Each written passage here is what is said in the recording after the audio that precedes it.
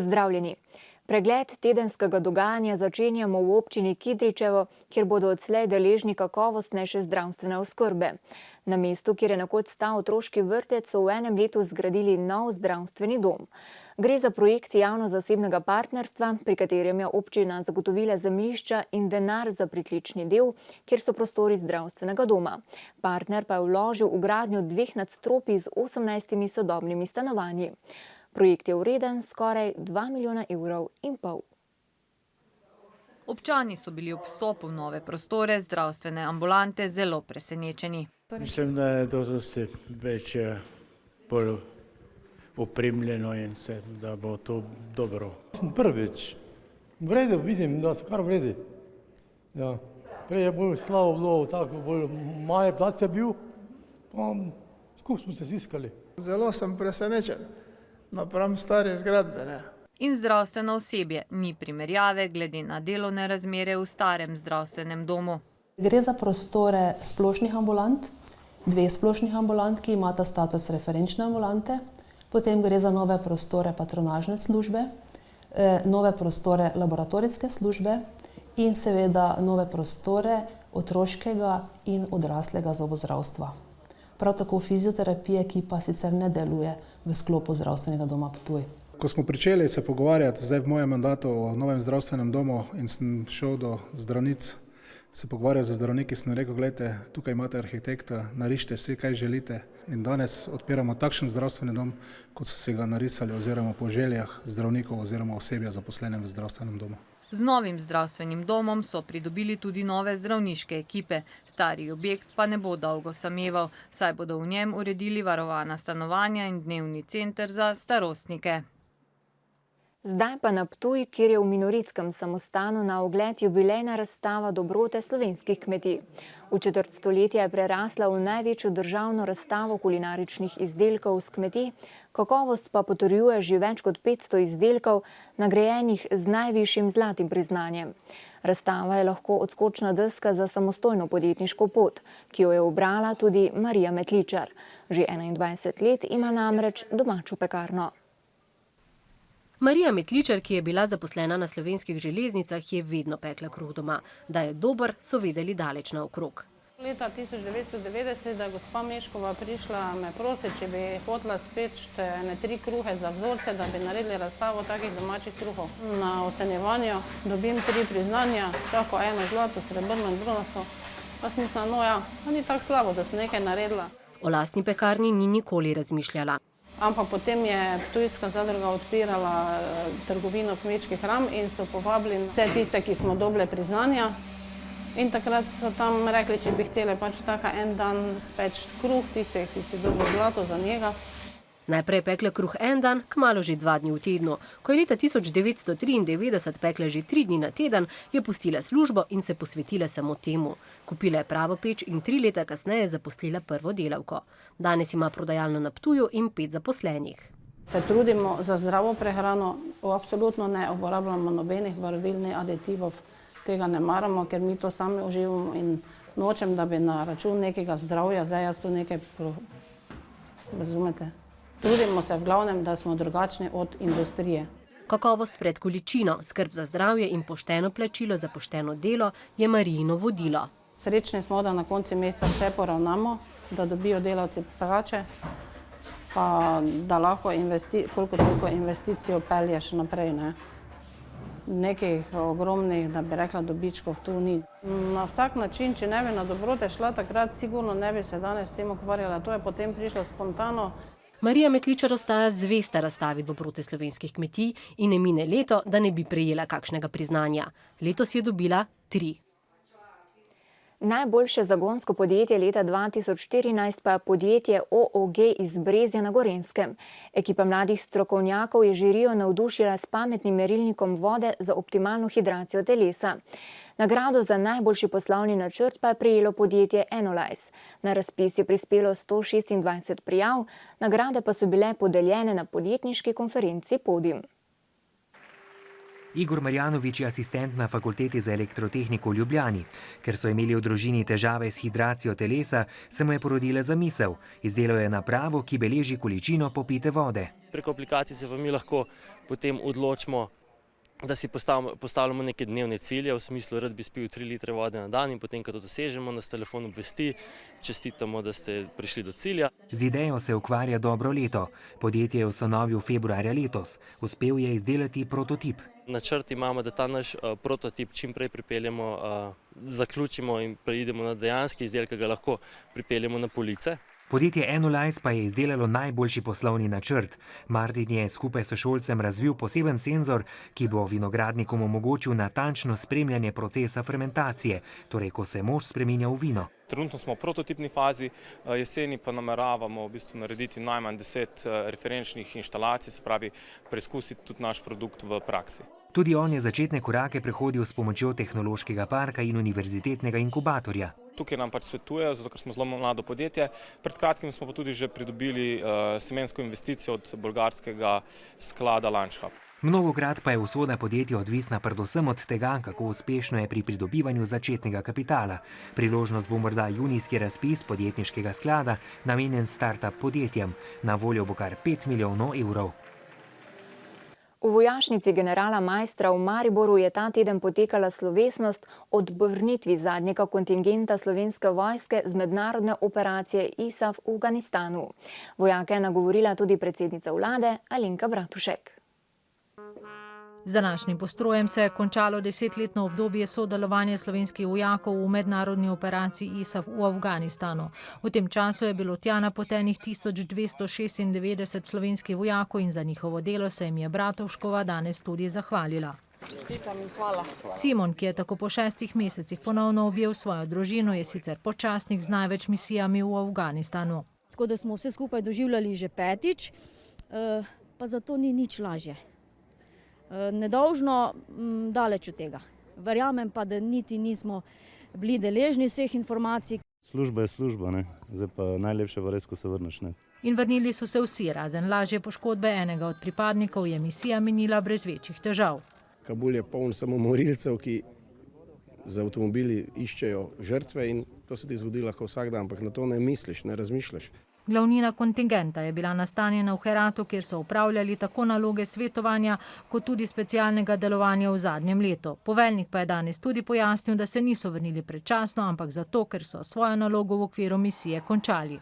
Tako da vse je skladno z načrti, ki jih ima operacija ISAF in pa tudi samo poveljstvo ISAF-a, tako da tu presenečenja ni bilo. Sicer pa v Afganistanu ostajajo še 4 naši vojaki, ki bodo naloge v misiji upravljali do konca letošnjega leta. Dogajanje tega tedna pa so zaznamovale tudi vremenske razmere po državi. Okrepljen severni veter je v četrtek in petek pihal tudi na Štajerskem. Gasilci so imeli nekaj več intervencij kot sicer, saj so na več lokacijah odstranjevali podrta drevesa. Ponekod so močni sunki vetra odkrivali tudi strihe. Od jutra do poldneva so imeli poklicni gasilci za seboj že 3 intervencije povezane s pobesnelim vetrom. Doma na kakšni domačiji, doma strešnike, tudi v mesto starejše hiše, pač sami lahko sebe zavarujejo, da pač malo pogledajo, ko hodijo malo okrog. Veter je v več krajih Podravja podiral drevesa in oviral ali celo ustavil promet. Sunki so tudi odkrivali strešnike na nekaj objektih v Mariboru, Ormožu in Framu. V Dupleku je nekaj salonitnih plošč padlo z visokega hleva. Bojim se, da bi še več odkrili. Pika površina strehe, zdaj pa to prekrivaj. To so veliki stroški. Mariborska občina je občane pozvala, naj se ne zadržujejo v mestnem parku. Tam je veter oklestil precej suhega vejevja. Ker je od tega žleda, ki je bilo februarja, ki je bil ta žled, še nekaj teh vej ostalo gor in za današnji dan, pa jutrišnji, ko še je to, pač odsvetujem, pač hojo v gozdu. Vsaki dan hodim sem, tudi takrat, ko je bil žled, pa to ni bilo nekaj. Mislim, takrat je bilo, ajde bolj kot pa zdaj, moram reči. Veter, ki že presega hitrost 80 km na uro, se bo zvečer še okrepil, doseže lahko tudi 100 km na uro. Torkov požar, v katerem je življenje izgubila 75-letna nekdanja direktorica Palome Matilda Štraser, pa je razkril tudi ozadje sporov med tamkajšnjimi gasilskimi društvi. Že vse od avgusta lani so namreč prebivalci krajevne skupnosti Sladki Vrh v občini Šentilj brez varovanja domačih gasilcev. Ti namreč ne smejo priskočiti na pomoč, ker so jih iz Gasilske zveze Slovenske Gorice izključili. Medtem ko mariborski kriminalisti še danes na požarišču iščejo morebitne dokaze, ali je bil požar podtaknjen, med drugim je bila odrejena tudi obdukcija žrtve, da bi izključili sum o nasilni smrti, pa se na drugi strani vse bolj razkrivajo ozadje gasilskih razprtij. Pri včerajšnjem gašenju so vrata najbližjega, celo na novo zgrajenega gasilskega doma, namreč ostala zaprta. Zakaj mi tam nismo bili? To samo dve dejstvi. Sklep o izključitvi PGD Paloma Sladki Vrh in pa izdan dopis župana strani občine, da se odzame upravljanje javne gasilske službe. Spori naj bi se vlekli že 7 let, dokončno pa je zavrelo lani, ko je 9 društev v zvezi zahtevalo, naj se sladkogorske gasilce iz nje izključi. Najhujši so očitki o goljofijah na gasilskih tekmovanjih. In goljofijami s prikazom napačnih datumov tekmovalcev. Bilo je več tega, bilo je več tudi verbalnih napadov na sodnike, na mentorja mladine. Torej vaš pogoj, da jih ponovno vključite v zvezo, je? Odstop oseb, ki so odgovorne za nastalo situacijo. A ko gre za reševanje človeških življenj, so pomembne sekunde. Tega se zaveda tudi župan, ki pa zatrjuje, da ima pri vsej zadevi zvezane roke, saj gasilcem na lastno pest ne more dovoliti posredovanja v požarih. S tem se pa prevzame odgovornost, če se bilo kaj zgodi, tem gasilcem odgovarja župan, ker bi me gasilski inšpektor s tem kaznoval. Bila je tudi arbitraža sa strani Gasilske zveze Slovenije, vendar stvari nismo dorekli, niso prišli do konca. O tem, kdo ima prav, naj bi v petek presojalo sodišče, krajani pa lahko le upajo, da ne bo brez varovanja domačih gasilcev še kje zagorelo. Ker je bila pravda burna, so narok preložili. Februarja pa se v Mariborskem univerzitetnem kliničnem centru po vseh zapletih z izbiro izvajalca le začela gradnja urgentnega centra. Zaradi gradbenih del morajo v bolnišnici začasno preseliti nekatere oddelke. Še pred majem bi tako morali izprazniti tudi prostore Centra za transfuzijsko medicino, a se je zapletlo. Začasna selitev je bila namreč predvidena v prostore za anatomijo, ki pa jih upravlja medicinska fakulteta. V UKC-ju so se aprila v stavbi anatomije lotili pleskarskih del, da bi zagotovili kar se da kakovostne nadomestne prostore za transfuzijski oddelek. Pravzaprav so ti prostori od meseca januarja prazni in glede na to, da oddelek deluje na 1400 kvadratnih metrih, tam jih je pa okrog 600 kvadratnih metrov na razpolago, bi nekako z nekim, bi rekel, prirejenimi pogoji dela funkcionirali v tem prostoru. A se je hitro zapletlo, univerza jim je namreč v uporabo ponudila le del prostorov. Na koncu je bilo ponujenih okrog 270 kvadratnih metrov, kar je pa občutno premalo. A rektor je jasen, prostori niso prazni, saj jih še vedno uporabljajo študenti. Mi lahko ponudimo to, kar lahko ponudimo, zato da pač naši procesi normalno tečejo. Navsezadnje je ta objekt namenjen izobraževanju. Nedopustno bi bilo, če bi mi v novogradnji predvidevali kapacitete, ki so že zagotovljene. Treba je tudi povedati, da je bil v ta objekt v anatomijo vložen 1 milijon evrov približno, ki so ga podarili donatorji. V UKC-ju so bili zato prisiljeni iskati druge rešitve. Center za transfuzijsko medicino bo tako v prihodnjih mesecih deloval na več lokacijah. Namen je, da pomirimo javnost. Oddelek bomo v največjem obsegu preselili na zgornjo etažo ginekološke stavbe. Zaradi zapletov ob selitvi nekatera dela pri gradnji urgence zamujajo za mesec dni, a Pivec poudarja, da bodo po besedah izvajalca ta zaostanek nadomestili. Na mariborskem območju pa letos opažajo naraščanje števila otrok obolelih za oslovskim kašljem. Potrjenih primerov, največ med osnovnošolci zadnje triade in dijaki, je že 60. Kar 22 otrok je zbolelo v manj kot mesecu dni. Ker se je število obolelih v primerjavi z lani in predlani močno povečalo, so na Inštitutu za varovanje zdravja obvestili šole in pediatre, naj bodo pozorni na pojav bolezenskih znakov. Ob vstopu v mariborski zdravstveni dom nas pričaka obvestila, naj starši sum na oslovski kašelj takoj sporočijo zdravstvenemu osebju. Bolezen je namreč zelo nalezljiva. Žal imamo zdaj že tudi precej otrok, ki niso cepljeni proti oslovskemu kašlju, in ti se lahko seveda inficirajo, in če en manjši otrok, pa dojenček predvsem, zboli za oslovskim kašljem, je to ena sila težka bolezen. Lahko pa tudi smrtna, če se pojavijo tipični znaki oslovskega kašlja, je zato pomembno čim prejšnje zdravljenje z antibiotiki. Po nekaj dnevih namreč ti ne pomagajo več. Sam kašelj je tak, da otrok kašlja v izdihu in dolgo. In na koncu potem, kar je tipično za oslovski kašelj, potegne navzdaj, zariga, smo nekoč rekli. Predvsem starši manjših otrok so opozorila vzeli zelo resno. Previdni smo vedno, se pravi, vedno je preventivno peremo rokice, predvsem ko je v stiku z drugimi otroci. Za cepljenje smo se odločili, ja. Smo bili cepljeni, tako da mislim, da ne bi smel biti problem. Glede na to, da imamo danes pregled, bom verjetno kar povprašala. Na Inštitutu za varovanje zdravja ob tem opažajo, da za oslovskim kašljem zbolevajo tudi otroci, ki so že bili cepljeni kot dojenčki. Gre za to, da večinoma ti otroci še niso bili cepljeni z poživitvenim odmerkom cepljenja, ki smo ga uvedli v šolskem letu 2009-2010 in od takrat so cepljeni vsi otroci v 3. razredu osnovne šole. S cepljenjem sicer ne preprečimo izbruha oslovskega kašlja, je pa verjetnost okužbe veliko manjša, če pa do nje že pride, je potek bolezni mnogo lažji. Zdaj pa poglejmo na Mariborsko fakulteto za elektrotehniko, računalništvo in informatiko, kjer je potekalo državno tekmovanje v konstrukciji in vožnji z mobilnimi roboti. Tekmovanja se je udeležilo okoli 300 osnovnošolcev in dijakov, tudi iz Avstrije, Hrvaške in Slovaške. S svojim znanjem elektrotehnike in programiranja so izdelali robote ter jih usposobili za reševanje, igranje nogometa in celo plesanje. Najosnovnejšega robota lahko sestavi vsakdo, ki rad sestavlja Lego kocke, a že osnovnošolci znajo robota nadgraditi tako, da se znajde v labirintu. Pomembno je, da je čim hitrejši, pa da prepozna ovire in se jim izogne. In pride skozi labirint do konca. Do konca, ja. Roboti dijakov in študentov pa se lotevajo že zahtevnejših nalog. Plešejo, igrajo nogomet ali pa v zapletenem prostoru iščejo žrtev, ki jo je treba rešiti. Lego senzori niso najbolj natančni in moramo kar dosti se potruditi, da bo program delal tako mora.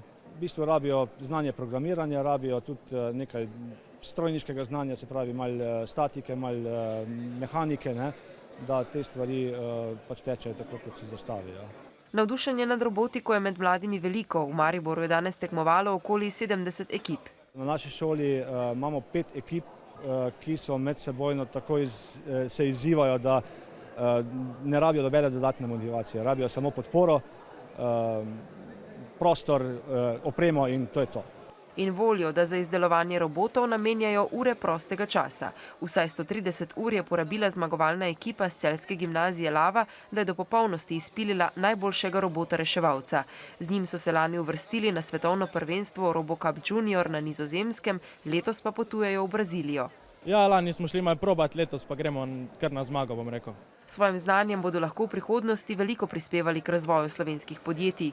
Nekatera njihov potencial prepoznavajo že zdaj in jim z donatorstvom omogočajo potovanje na tekmovanje v tujino. Žal pa jih, kot se že zdaj zavedajo zmagovalci, bolj odprtih rok čakajo v tujini. Ob koncu še k športu. Kar nogometašem Maribora ni uspelo v prejšnjem krogu, jim je na tekmi proti Triglavu.